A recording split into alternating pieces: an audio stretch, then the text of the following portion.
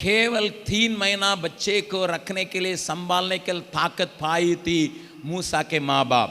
வெறுமனே 3 மாதங்கள் வரைக்கும் ஒரு குழந்தையை பாதுகாப்பதற்காக வைத்துக் கொள்வதற்காக பலன் அடைந்திருந்தால் அந்த மோசேயினுடைய தாய், उनका विश्वास की नाप उतना ही था और उनका ताकत भी उतना ही था.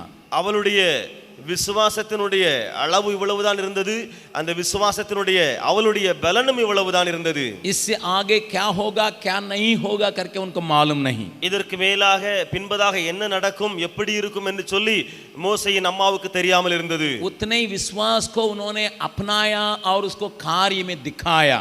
அவ்வளவு விசுவாசத்தை அவர்கள் தன்னுடைய வாழ்க்கையிலே கடைபிடித்துக் கொண்டார்கள், அதை வாழ்க்கையிலே காண்பித்தும் காட்டினார்கள். कभी कभी हम सोचते हैं कि हमारे विश्वास तो इतना ही थोड़ा है, इससे क्या होने वाला है. நாம் சில நேரங்களில் நினைக்கிறோம் என்னுடைய விசுவாசம் சிறியதா இருக்கிறதே, கொஞ்சமா இருக்கிறதே, இதனால என்ன ஆகும் என்று சொல்லி. इसी को रख के मैं क्या करने जा रहा हूं. இதை வைத்து நான் என்ன செய்ய முடியும் என்று நினைக்கிறோம். लेकिन परमेश्वर उतने ही विश्वास को भी इज्जत करने के लिए जगह देता है. ஆனால் தேவன் அவ்வளவு சிறிய விசுவாசத்தையே கிரியை நடப்பிப்பதற்கு ஆண்டவர் இடம் கொடுக்கிறார். परमेश्वर ने क्या किया, ஆண்டவர் இங்கே என்ன செய்தார், उस बच्चे को उन्हीं के घर में रख के पालन पोषण करने के लिए एक बहुत बड़ा इंतजाम किया.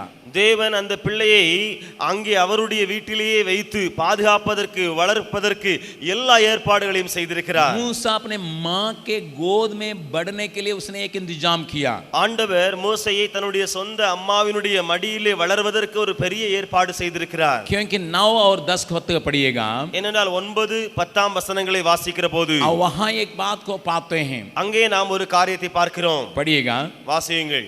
फिरौन की बेटी ने उससे कहा, तू इस बालक को ले जाकर मेरे लिए दूध पिलाया कर और मैं तुझे मजदूरी दूंगी. तब वह स्त्री बालक को ले जाकर दूध पिलाने लगी. जब बालक कुछ बड़ा हुआ तब वह उसे फिरौन की बेटी के पास ले गई. बस जब बालक बड़ा हुआ तबे वो अभी फिरौन के महल में ले जा रही है. இங்கே என்ன பார்க்கிறோம், பிள்ளை பெரிதான போதுதான் அவள் அதை பார்வோனுடைய குமாரத்தினிடத்தில் கொண்டு போய் விட்டாளாம். अर्थात जब तक दूध पीने के लिए उसके लिए जरूरत था तब तक परमेश्वर ने इसी झोपड़ी में उसको पालन पोषण कर रहा है. அதாவது எவ்வளவு வரைக்கும் அந்த தாய்க்கு பால் கொடுப்பதற்கு பலன் இருந்ததோ அந்த நாட்கள் வரைக்கும் இந்த மோசேயை தேவன் அதே குடிசை வீட்டிலேயே தங்க செய்தாராம். मैं नहीं जानता हूं क्योंकि बाइबल में इस प्रकार की बातों का तस्वीर नहीं है, परंतु कुछ उम्र तक हो सकता है कि 5 साल 7 साल, उन दिनों में 5 साल तक दूध पिलाते थे मम्मी. வேறு ஒருவேளை வேதத்திலே தெளிவான வயது குறிப்பிடாமல் இருக்கலாம், ஆனால் நான் இப்படி நினைக்கிறேன் அந்த நாட்களிலே ஏனென்று சொன்னால் 5 வயது வரைக்கும் தாய் பால் ஊட்டி வந்தாளாம். இது நிமித்தமாக நான் நம்புகிறேன் 5 வயது வரைக்கும் மோசேயை சொந்த குடிசை வீட்டிலேயே தங்கி இருக்க அங்கே செய்திருக்கலாம் என்று. लेकिन वो 5 साल उस मां के लिए काफी रह गया. ஆனால் அந்த 5 வருடங்களும் அந்த தாய்க்கு போதுமானதா இருந்தது. मैं फिर कहने के लिए चाहता हूं, मुझे मालूम नहीं 5 साल है या 3 साल उसको दूध पिलाई है. எனக்கு தெரியாது அந்த தாயானவள் 5 வருடங்கள் பால் ஊட்டினாலோ அல்லது 3 வருடங்கள் பால் ஊட்டினாலோ. हो सकता है कि ज्यादा हम समय लेंगे, 5 साल तक उस बच्चे के लिए वो दूध पिलाई होगी. ஒருவேளை நாம் அதிகமாக சமயம் எடுத்தோம் என்று சொன்னால் இதில் 5 வருடங்கள் வரைக்கும் பால் ஊட்டி இருக்கலாம். लेकिन 5 साल के अंदर उसके अंदर एक बात को वो लाके पैदा कर दी. ஆனால் அந்த தாயானவள் அந்த 5 வருடங்களுக்குள்ளாக அந்த மோசே சிறுவனுக்குள்ளாக ஒரு காரியத்தை பதிக்க வைத்து விடுகிறாள். मेरी बात को थोड़ा ध्यान से सुनिएगा. என்னுடைய காரியங்களை கவனித்து கேளுங்கள். 3 बातों को उस बच्चे के अंदर, इस 5 साल के अंदर मूसा की मां घुसा दी है. இந்த 5 வருடங்களுக்குள்ளாக மோசேக்குள்ளாக 3 காரியங்களை இந்த தாயானவள் நுழைத்து விட்டாளாம். एक, तुम मिस्र का नहीं है, तुम इब्रानी का है. ஒன்று, நீ எகிப்தை சார்ந்தவன் அல்ல, நீ ஒரு எபிரேயன். इस बात को उसके अंदर रखा गया. இந்த காரியத்தை தாய் அங்கே உள்ளே வைத்தாள். कभी इस बात को नहीं कही है कि मेरा बेटा है. ஒருபோதும் இந்த தாய் இப்படி சொல்லவில்லை, இவன் என்னுடைய பையன் என்று சொல்லி. या मूसा से नहीं कहा तुम मेरा बेटा है. அல்லது மோசேயினிடத்திலே சொல்லவில்லை, நீ என்னுடைய மகன் என்று சொல்லி. परंतु एक बात को उसके मन में रखा दिया, तुम मिस्र का नहीं है। ஆனால் ஒரு காரியத்தை தாயானவள் அங்கே மனதில் வைத்து விட்டால், நீ இங்கே எகிப்தியன் அல்ல. भले मिस्र का मदद से तुम पालन पोषण किए जा रहे हो, ஒருவேளை அந்த எகிப்தின் உதவியினாலே நீ வளர்க்கப்படுகிறாய், या उस महल में उस वातावरण में तुम रखे जाओगे, அல்லது அந்த அரண்மனையினுடைய சூழ்நிலையிலே அதற்குள்ளாக நீ வைக்கப்படலாம், या उन लोगों के बराबर में तुम स्थान पाओगे, அல்லது அவர்களுக்கு இணையாக ஈடாக நீ இடங்களிலே இருக்கலாம். परंतु तुम उनका नहीं है। ஆனால் ஒன்றை மனதில் வைத்துக்கொள், நீயோ அவர்களுக்கு உரியவன் அல்ல. भाई बहन, हमारे बच्चों के अंदर, हमारे बच्चों के अंदर या बड़ों के अंदर इस प्रकार के विचार को शुरू में ही रखना उचित है। சகோதர சகோதரிகளே, நம்முடைய பிள்ளைகளுக்கு உள்ளாக, இருதயத்துக்குள்ளாக இப்படிப்பட்ட எண்ணங்களை அதாவது சிறு வயதிலிருந்தே பதிக்க வேண்டிய அவசியம் உண்டு. हम संसार के नहीं हैं, நாம் உலகத்தான் அல்ல. ये संसार के लिए हम संसार के मदद हमको मिल सकता है, शायद உலகத்திலிருந்து உதவிகள் நமக்கு ஒருவேளை பெறலாம். संसार की विद्याएं हमें मिल सकता है, இந்த உலகத்தினுடைய கல்வி அறிவு நமக்கு பெறலாம். संसार के लोगों के बराबर में हम रखे जाएंगे, ஒருவேளை உலகத்தாரை போல அவர்களுக்கு இணையான இடங்களில் நாம் வைக்கப்படலாம். परंतु हम संसार का नहीं है। ஆனால் நாம் உலகத்தான் அல்ல. इस बात को चाहे शारीरिक तवर से बच्चे हो या आत्मिक तवर से हमारे द्वारा पैदा होने वाले बच्चे हो, उनको सिखाना हमारा कर्तव्य है। ஒருவேளை சரீர பிரகாரமாக நம்முடைய சொந்த பிள்ளைகளா இருக்கலாம், அல்லது ஆவிக்குரிய விதத்தில் நாம் பெற்ற பிள்ளைகளா இருக்கலாம், அவர்களுக்குள்ளாக இந்த காரியத்தை நாம் பதிக்க வேண்டிய அவசியம் உண்டு. आज कलीसियाओं के अंदर इस बात की कमी है।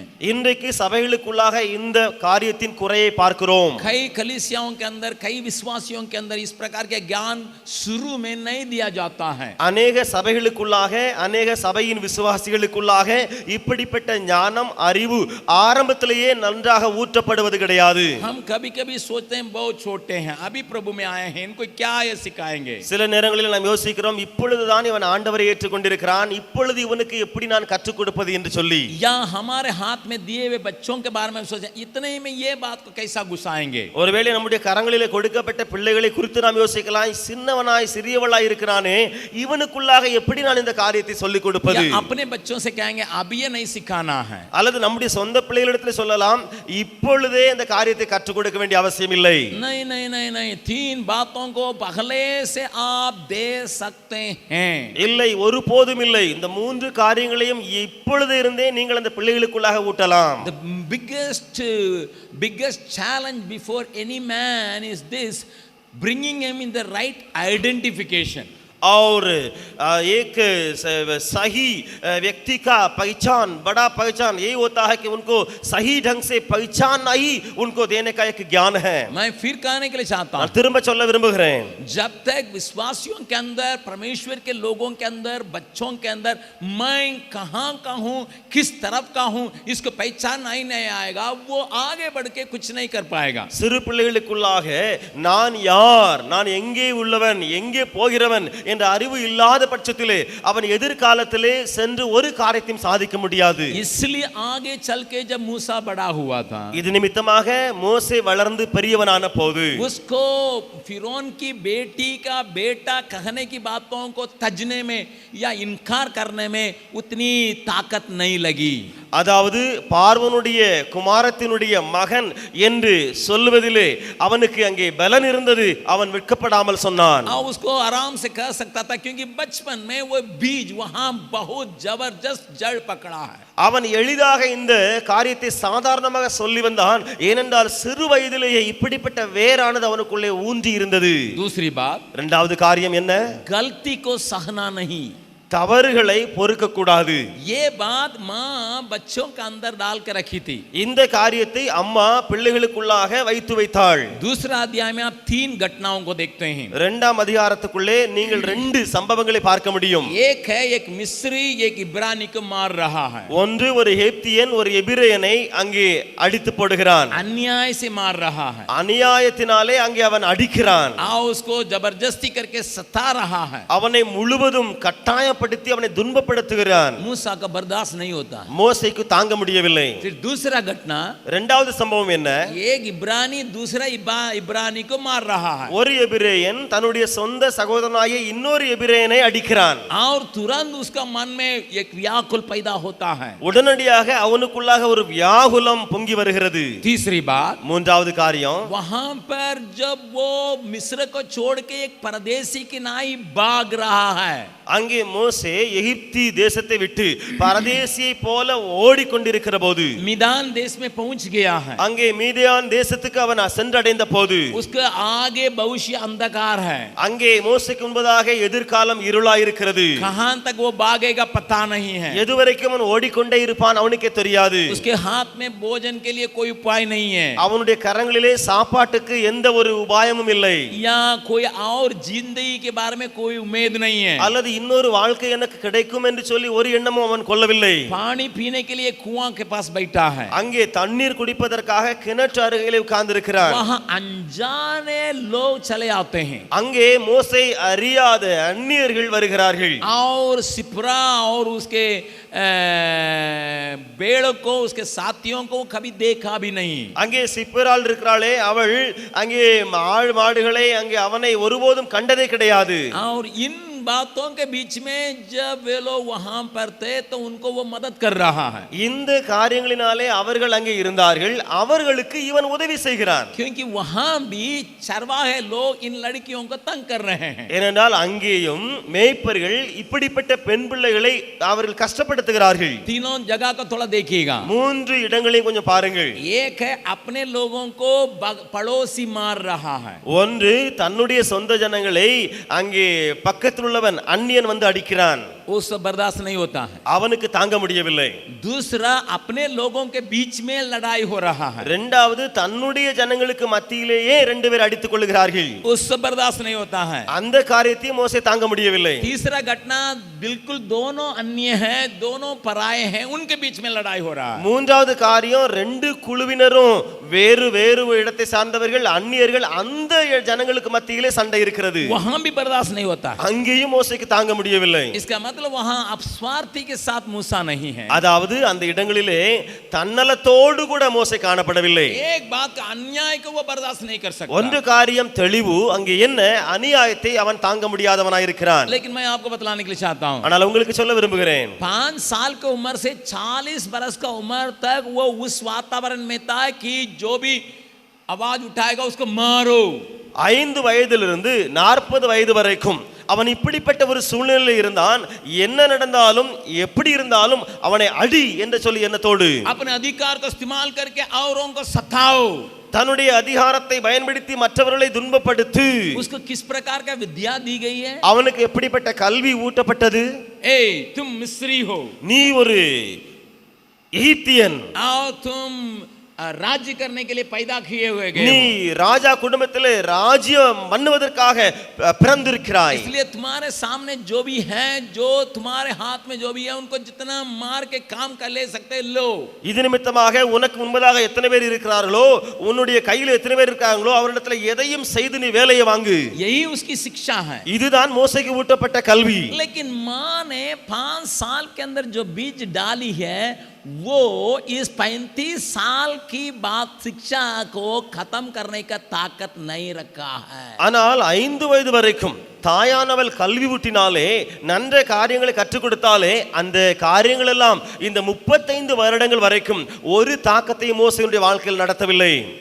मूसा की मां के अंदर ये खूबी को हम देखते हैं. மோசேயின் தாய்க்குள்ளாக ஒரு திறமையை நாம் பார்க்கிறோம். थोड़ा ही समय मेरे लिए मौका मिल रहा है, கொஞ்சம் காலங்கள் தான் எனக்கு வாய்ப்பு கிடைக்கிறது. मैं उसको उतना प्रभावशाली जीवन में उसको ला दूंगा करके वो कोशिश कर रही है. அவள் முயற்சி எடுக்கிறாள், நான் மோசேக்குள்ளாக அப்படிப்பட்ட ஒரு தாக்கமயமான வாழ்க்கைக்குள்ளாக நான் கொண்டு வருவேன் என்று சொல்லி.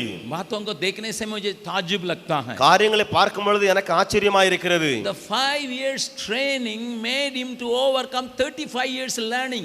और वहां पे देखते हैं 5 साल की जो शिक्षा है उनको ऐसे होने दिया कि 35 सालों की प्रशिक्षण पाने में, उस पे प्रबल होने में। हम टीचर होंगे, वार्डन होंगे, நாம் ஆசிரியா இருக்கலாம் அல்லது விடுதி காப்பாளர்களாக இருக்கலாம், या हमारे बच्चों को पालने का माँ बाप होंगे, அல்லது நம்முடைய பிள்ளைகளை பராமரிக்கக்கூடிய அளவுல தாய் தகப்பனாக இருக்கலாம், कोई और जिम्मेदारी हमें दिया गया होगा, அல்லது வேறு ஏதாவது பொறுப்பு நமக்கு கொடுக்கப்பட்டிருக்கலாம்। क्या हम इतना कर पा रहे हैं? நாம் இவ்வளவு செய்ய முடிகிறதா? कभी कभी 25 साल बच्चे का पालने के बाद भी बच्चे के अंदर वैल्यू को नहीं ला पाती है माँ। சில நேரங்களிலே தாயானவள் 25 வருடங்கள் பிள்ளையை வளர்த்தாலும் காரியங்களை செய்தாலும் அங்கே சரியான காரியங்களை அங்கே ஊட்ட முடியாமல் இருக்கிறாள்। स्कूल में 12-13 साल हमारे हाथ में बच्चे होने के बाद भी जो आते होना नहीं हो पाता। 12-13 வருடங்கள் ஸ்கூலிலே பள்ளிக்கூடங்களிலே பிள்ளை நம்முடைய கரத்திலே பையன் இருந்தாலும் நாம் எந்த காரியத்தை கற்றுக் கொடுக்க நினைத்திருந்தோமோ அது நடக்க முடியாமல் இருக்கிறது। 15 साल हमारे हाथ में हैं, हम वार्डन हैं या होम पेरेंट हैं, लेकिन बच्चे के अंदर क्या दुसाएं पता नहीं है। 15 வருடங்கள் நாம் ஒருவேளை காப்பாளர்களாக இருந்து பிள்ளைகளை பராமரிக்கிறோம் அல்லது தாய் தகப்பனாக இருந்து பராமரிக்கிறோம், ஆனால் ஒன்றுமே அங்கே நடக்க முடியவில்லை। प्रभु से हमें विनती करने की जरूरत है। தேவனிடத்திலே நாம் விண்ணப்பம் செய்ய வேண்டிய கட்டாயம் உண்டு। किस प्रकार का विनती करने की आवश्यकता है? எப்படிப்பட்ட விண்ணப்பம் செய்ய வேண்டுமா? 5 साल नादान बच्चे के अंदर उसकी माँ अगर इतना प्रभाव डाल सकती है प्रभु, 5 வயது நிரம்பிய அந்த ஒரு பிள்ளைக்குள்ளாக, ஒரு சாதாரண பிள்ளைக்குள்ளாக இப்படிப்பட்ட தாக்கத்தை ஆண்டவரே அந்த தாய் உண்டு பண்ணுவாள் என்று சொன்னால், मैं ज्यादा ताकत को प्रभाव को डालने की आवश्यकता है। ஆண்டவரே நானும் இன்றைக்கு இப்படிப்பட்ட ஒரு தாக்கத்தை, ஒரு பெரிய ஒரு நல்ல பாதிப்பை பிள்ளைகளுக்குள்ளாக உண்டு பண்ண வேண்டும்। जरूर मूसा अपनी ताकत से कोशिश किया था, அங்கே மோசே தன்னுடைய பலத்தினாலே முயற்சி எடுத்தது உண்மைதான்। लेकिन अन्य देश में जाने के बाद भी ये बात उसके दिल में अन्याय को सहना नहीं, ये बात उसके अंदर बिल्कुल खड़ा रहता है। அந்நிய தேசத்துக்குள்ளாக அவன் வாழ்க்கை நடத்தினாலும் இந்த காரியத்தை நான் சகிக்க மாட்டேன், அநியாயத்தை சகிக்க மாட்டேன் என்று சொல்லி ஒரு காரியம் வேரூன்றி அவனுக்குள்ளாக இருக்கிறது। तीसरी बात एक मूसा के अंदर पाते हैं, மூன்றாவது காரியம் அங்கே மோசேக்குள்ளாக நாம் பார்க்கிறது என்ன? He has compassion for the oppressed and suppressed. जो सताए जा रहे हैं, जो दुख उठा रहे हैं, उनके लिए, उन लोगों के लिए मूसा के अंदर तरस खाने का स्वभाव है। आपको मालूम होना चाहिए वो सारी विद्याएं में पढ़ाया गया था। உங்களுக்கு தெரியும் மோசேக்கு எகிப்தினுடைய எல்லா கல்வியும் அவனுக்கு புகட்டப்பட்டது। एक शूरवीर था, அவன் ஒரு வீரனாக, ஒரு வீரசாலியாக இருந்தான்। एक ताकत वाला था, அவன் பலன் உள்ளவனாக இருந்தான்। एक आदमी को पकड़ के तुरंत मारने का ताकत उसके पास था। ஒரு பெரிய மனிதனை பிடித்து உடனே அடித்து போடக்கூடிய அளவில் அவனுக்குள்ள பலன் இருந்தது। लेकिन बल भीतर की नरमता को हटाया नहीं। ஆனால் அந்த பலன் இருக்கிறதே, அந்த உடம்பு சரீர பலன் இருக்கிறதே, உள்ளே இருக்கிற அந்த மெதுவான தன்மையை நீக்க முடியவில்லை। किसी से मैंने किसी वक्त में पूछा था, நான் யாரிடத்திலேயோ எப்போதோ இப்படி கேட்டேன், क्यों ये आदमी चिड़चिड़ाता है, ஏன் இந்த மனுஷன் இப்படி எரிச்சல் அடைஞ்சு விழுந்துகிட்டே இருக்கான், हमेशा चिड़चिड़ाता है क्यों? எப்பொழுதும் எரிஞ்சுகிட்டே இருக்கிறானே என்ன? तो किसी ने कहा யாரோ ஒருவர் இப்படி சொன்னார், ये जिम में जाता है, இவன் ஜிம்முக்கு போறான், ये बॉडी बिल्डिंग करता है, இவன் பாடி பில்டிங்க்கு அங்கே ஜிம்முக்கு போறான், ये कराटे सीखता है, இவன் கராத்தே எப்படி போடணும் அடிக்கணும் சொல்லி கற்றுக்கொள்கிறான்। इसीलिए इसका स्वभाव भी ऐसे ही बदल गया। இது நிமித்தமாக இவனுக்குள்ளே ஸ்பாவமும் அப்படியே மாறிட்டு, बॉडी बिल्डर का भीतर नरम खत्म हो जाता है। அதாவது பாடி பில்டர்னு சொல்றாங்களே, அதாவது உடலை நல்ல பலமா வச்சுக்கிறதுக்கு நிறைய காரியங்கள் செய்யறாங்களே, அவங்களுக்குள்ள இருக்கிற மெதுத்தன்மை குறைந்து விடுமாம்। बॉक्सर குத்து சண்டை இடுகிறார்களே, उसको गुस्सा रहेगा तभी मार खाएगा। அவர்களுக்கு கோபம் வந்தா பல்ல கடிச்சாதான் நல்லா அடிப்பான்। मान लीजिए बॉक्सर करने वाला है, நினைத்து கொள்ளுங்கள், அங்க பாக்ஸிங் பண்ணக்கூடிய ஒருத்தன் இருக்கிறான்। आप लोग देखे हैं, बच्चे लोग देखे हैं, நீங்க பிள்ளைங்க பாத்திருக்கீங்களா? பாக்ஸிங் பண்றவங்கள பாத்திருக்கீங்களா? குத்து சண்டை வீரனை हाथ में पूरा रबर का बनाता रहता है கையில அப்படி ரப்பர்னால சுத்தி பால் மாதிரி கட்டி இருப்பாங்க, और उससे मारना है। அந்த கரத்தினால அங்க அடிக்கணும் மற்றவனை। कहाँ मारना है? எங்க அடிக்கணும் தெரியுமா? मुंह पर मारना है। அங்க முகத்துல அடிக்கணும்। यही लड़ाई है। இதுதான் அங்க சண்டை। और उसके अंदर नरम रहेगा, அவனுக்குள்ளாக மெதுத்தன்மை இருக்குன்னு சொன்னா वो कैसा मुंह में मारेगा? அவன் எப்படி முகத்துல अடிப்பான்? ऐसा मारने से अरे नाक टूट जाएगा, आंख टूट जाएगा, क्या करेंगे, तो वो सोचेगा। அவன் நினைப்பான் இப்படி அடிச்சனா அங்க பல்லு உடைஞ்சிருமே, கண்ணு போயிருமே அப்படின்னு சொல்லிட்டு அவன் யோசிப்பான்। इसलिए उसके अंदर एक ऐसे गुण को पैदा करते हैं। இது நிமித்தமாக அப்படிப்பட்ட குணத்தை அவர்களுக்குள்ளாக ஜனங்கள் கற்றுக் கொடுக்கிறார்கள்। कैसा गुण को पैदा करते हैं? எப்படி குணத்தை? पत्थर बन जा, நீ முழுவதும் உள்ள ஒரு இறுகி போயிரு, पत्थर जैसा हो जा, நீ முழுவதும் கல்ல போல மாறிரு. तबे तुम फाइटिंग कर सकते हो. அப்பொழுதுதான் நீ அப்படி கோபத்துல சண்டை போட முடியும். Moses was a fighter. और मूसा भी लड़ने वाला था.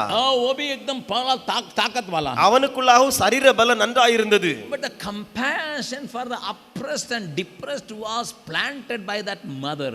लेकिन तरस खाना, दया दिखाने का स्वभाव जो है उसकी माँ से उसको सिखाया गया.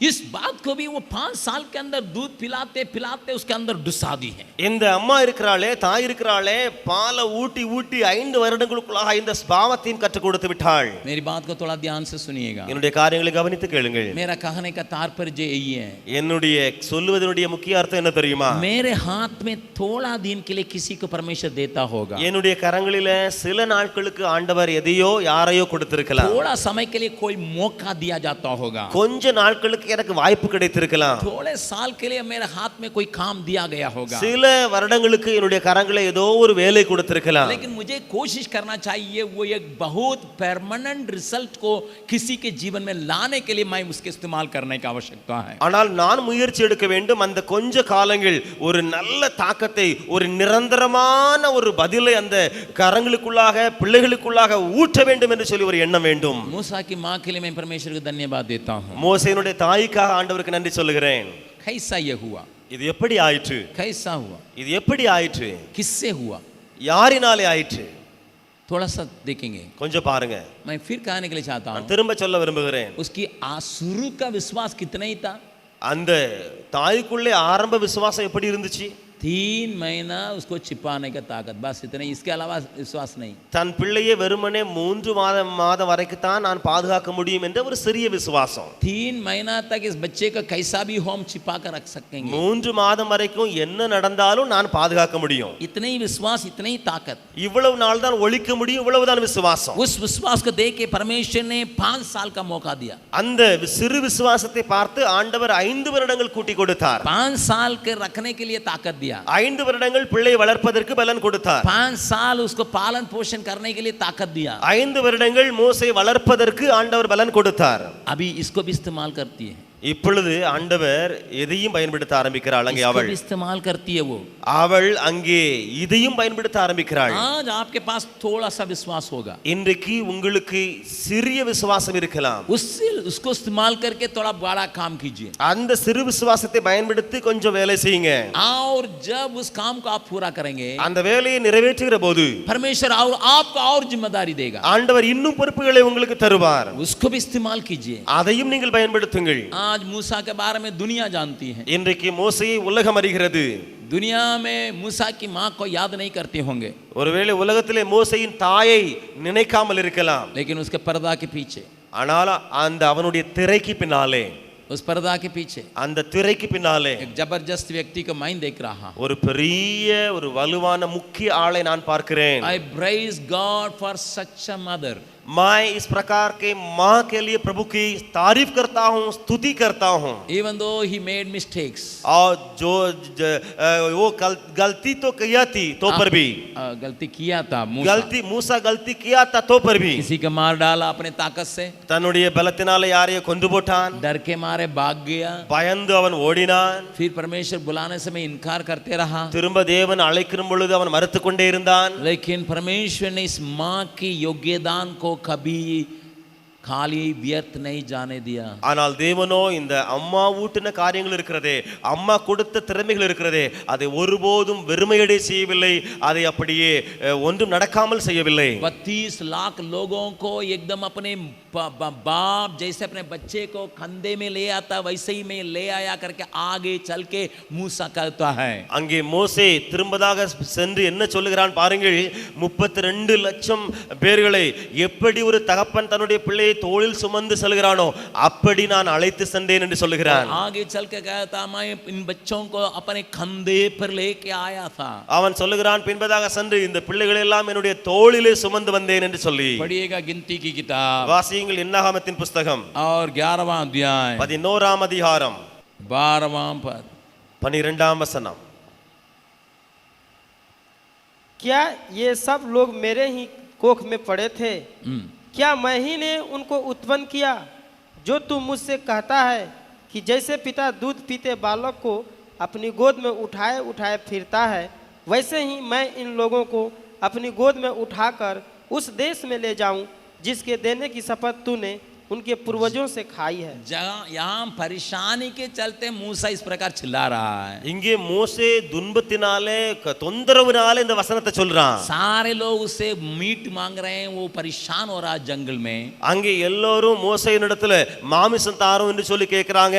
அங்கே கஷ்டப்படுகிறான், துன்பமா இருக்கிறான் மோசே. लेकिन एक बात को वहां पर कहता है, ஆனா அதே தொந்தரவுல ஒரு காரியத்தை சொல்றான். इन लोगों को एक दूध पीने वाला बालक को कंधे पर ले जाने जैसा मैं ले आ रहा हूँ। ஆண்டவரே, இவர்களை முலையுண்கிற பாலகனை தகப்பன் சுமந்து கொண்டு வது போல என் மார்பிலே அணைத்துக் கொண்டே சென்றேன். अपने इन लोगों को 32 लाख लोगों को अपने छाती पर लेके चल रहा है। 32 லட்சம் பேர்களை தன்னுடைய மார்பிலே அணைத்துக் கொண்டே இந்த மோசே சென்றானாம். कारण क्या है? காரணம் என்ன? माँ ने सिखाया, அந்த தாய் கற்றுக் கொடுத்ததே. माँ ने सिखाया। அந்த தாய் கற்றுக் கொடுத்ததினாலேயே थोड़ा समय को मौका को इस्तेमाल किए हुए माँ ने सिखाया। சில நாட்கள் கொஞ்சம் சமயம் வாய்த்தது, அதை அந்த தாய் விசுவாசத்தோடு பயன்படுத்தினாலே हमारे हाथ में शायद कुछ दिन के लिए कुछ लोग होंगे। நம்முடைய கரங்களிலே ஒருவேளை சில நாட்களுக்கு என்று சொல்லி சில பேர் இருக்கலாம். टीबीएस में आने वाले कितना महीना के लिए आते हैं? டிபிஎஸ்ல வர்றவங்க எத்தனை நாட்கள் அங்கே இருப்பாங்க? कितना दिन के लिए आते हैं? எத்தனை நாட்களுக்காக அங்கே இருப்பாங்க? ज़्यादा से ज़्यादा 11 महीना, ஒருவேளை அதிகபட்சம் போனால் 11 மாதங்கள் அங்கே இருப்பாங்க. या छुट्टी उट्टी सबको काट दीजिएगा, फिर 8 महीना बचेगा, क्योंकि फील्ड वर्क है, ये है वो है, 8 महीना होगा, 9 महीना होगा। விடுமுறையை மற்றும் ஊழிய ஸ்தலங்களிலே சென்று காரியங்களை செய்வதை எல்லாம் கழித்து விட்டால் ஒருவேளை 8 மாதம் 9 மாதங்கள் தான் இருப்பார்கள். 8 महीना हमारे हाथ में है तो हम कुछ प्रभाव डालेंगे। 8 மாதங்கள் நம்முடைய கரத்தில் இருக்கிறாங்க. சில நல்ல காரியத்தை அவங்களுக்குள்ளாக ஊட்டலாமே.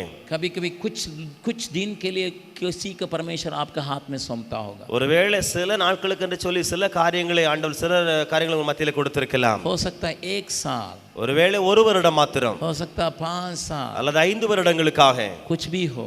என்னவா இருந்தாலும் आज हमें प्रार्थना करने की आवश्यकता है। இன்றைக்கு நாம் ஜெபிக்க வேண்டிய ஒரு கட்டாயம் உண்டே. प्रभु ஆண்டவரே, हमें ऐसा दिल दीजिए, எங்களுக்கு அப்படிப்பட்ட மனதை தாங்கப்பா, ऐसी आत्मा को दीजिए, அப்படிப்பட்ட ஆவியை தாங்கப்பா. जैसे एक छोटे बालक को देने के बाद भी 35 साल की शिक्षा, 35 साल के दुनिया का प्रभाव इन अच्छे गुणों को मूसा से नहीं हटा सका।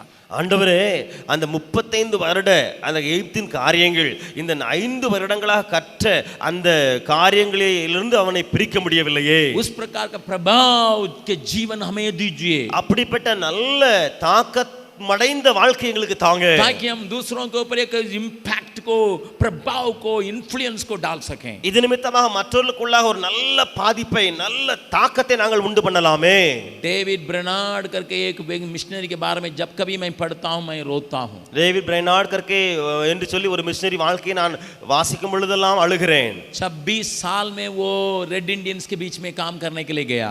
26ஆம் வயதிலே அவள் ரெட் இண்டியன்ஸ்க்கு மத்தியிலே ஊழியம் செய்வதற்காக சென்றார். तकलीफ के बीच में, भाषा के जानकारी के बिना वो गया था। மொழி தெரியாமல் கஷ்டத்தோடு கூட அங்கே அவர் சென்றார். मंगनी हो चुकी थी लेकिन वो गया था। திருமணத்திற்காக நிச்சயதார்த்தம் முடிந்து விட்டது, ஆனாலும் அவர் அங்கே சென்றார். और शादी के लिए बोला कि मैं जाके देख के सेवकाई का स्थापना करके मैं लौटूंगा करके कहा था। அவன் சொன்னான், நான் திருமணத்துக்கு முன்பதாக அவர் சொன்னார், நான் போய் பார்ப்பேன், அந்த இடத்திலே ஜனங்களை பார்ப்பேன், அதற்கு பின்பு வருவேன், திருமணம் செய்வேன் என்று, ஊழியத்தை நிலைப்படுத்தி விட்டு வருவேன், ஊழியத்தை நிலைப்படுத்தி விட்டு வருவேன் என்று சொல்லி சொன்னார். लेकिन नहीं आ सका। ஆனால் வர முடியவில்லை. 29 उम्र में खत्म हो गया। அவர் கிட்டத்தட்ட 30 வயது அல்லது 30 வயதில் அவர் மரித்து விட்டார். 29 வயதில் மரித்து விட்டார். खत्म हो गया। அவர் மரித்து விட்டார். But he made an impact in the whole mission history. ஆனால் அவர் ஊழிய காரியங்களில் ஒரு பெரிய அந்த இடத்திலே ஜனங்கள் மத்தியில் ஒரு பெரிய பாதிப்பை உண்டு பண்ணினார். जब मैंने उस वचन को पढ़ा, उसकी कहानी को पढ़ा था, நான் அவருடைய சரித்திரத்தை வாசித்த போது, मैं बिहार जब आया, நான் பீகாருக்கு வந்த போது मैंने निर्णय किया था, நான் தீர்மானித்தேன், जब तक एक कलीसिया का स्थापना नहीं करेंगे तब तक घर नहीं लौटेंगे। ஆண்டவரே நான் எதுவரைக்கும் சபையை ஸ்தாபிக்காமல் இருக்கிறேனோ சபைகளை ஸ்தாபிக்காமல் இருக்கிறேனோ அதுவரைக்கும் வீடு திரும்ப மாட்டேன். जब तक लोगों का बपतिस्मा नहीं दूंगा तब तक घर नहीं लौटूंगा. எதுவரைக்கும் நான் ஜனங்களுக்கு ஞானஸ்தானம் கொடுக்க முடியாமல் இருக்கிறேனோ அதுவரைக்கும் நான் வீட்டுக்கு திரும்ப முடியாது. 72 में आया, 1972 வந்தேன், 73 में नहीं घर गया, 73ஆம் ஆண்டு வீட்டுக்கு சென்றேன், 74 में बपतिस्मा दे के बाबुआ कलीसिया का स्थापना करने के बाद फिर घर गया. நான் 72 வந்து 74ஆம் வருடம் வரைக்கும் இங்கே இருந்து அங்கே பபுவாவிலே ஒரு சபையிலே ஞானஸ்தானம் கொடுத்த பின்புதான் வீட்டுக்கு சென்றேன். लेकिन आजकल के मिशनरी लाइफ कैसा हो गया? ஆனால் இன்றையருடைய மிஷனரிகளுடைய வாழ்க்கை எப்படி இருக்கிறதா? मई महीना आ रहा है, மே மாசம் வருகிறது, जनवरी महीना में ही टिकट बुक करना है. ஜனவரி மாதத்திலேயே டிக்கெட் எடுக்கணும். किस प्रकार की बातें आज पा गई. இன்றைக்கு இப்படிப்பட்ட காரியங்கள் காணப்படுகிறது. Hey, come on, take a challenge. आप चुनौती को पाले. मैं कुछ दिन भी हो, एक சில நாட்கள் இருந்தாலும் பரவாயில்லை, मेरा मौका थोड़ा भी हो, எனக்கு வாய்ப்பு கொஞ்சமா இருந்தாலும் பரவாயில்லை, मैं उसको प्रभावशाली बनाऊंगा. நான் அதை ஒரு தாக்கம் உண்டாக்கக்கூடிய அளவிலே பயன்படுத்துவேன். डेविड ब्रेनार्ड ने मेरे जीवन में प्रभाव का डाला. டேவிட் பிரேனார்ட் அவர்கள் என்னுடைய வாழ்க்கையில ஒரு நல்ல தாக்கத்தை உண்டு பண்ணினார்கள். मूसा की माँ को लोग याद नहीं करते. மோசேயின் தாயை உலகம் நினைப்பதே கிடையாது. आपने कभी मूसा की माँ के ऊपर प्रचार को सुना नहीं होगा. நீங்கள் மோசேயின் தாயை குறித்து என்றைக்காவது பிரசங்கம் கேட்டிருக்கிறீர்களா? இல்லை. But she played a vital role in the life of this man. लेकिन इस मूसा व्यक्ति के जीवन में बहुत ही खास एक खेल या खास जीवन को वहां दे दिया है ये माँ जो है. प्रभु हमारे जीवन में कार्य करने पाए. தேவன் நம்முடைய வாழ்க்கையில்